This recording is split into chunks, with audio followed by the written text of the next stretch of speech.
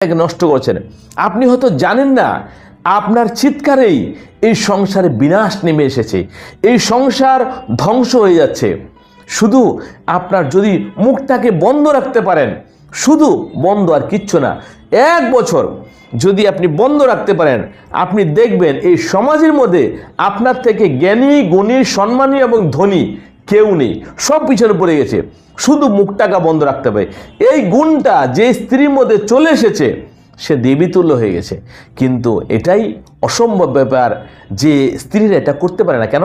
তাদের মধ্যে জ্ঞান বলতে কি জিনিস নাই, বিদ্যা বলতে নাই, শুধু অহংকার, হিংসা আর দম্ভ, এটা আছে, কলহ আছে।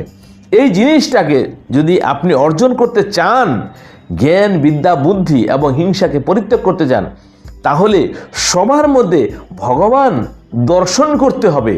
আপনি যার সাথে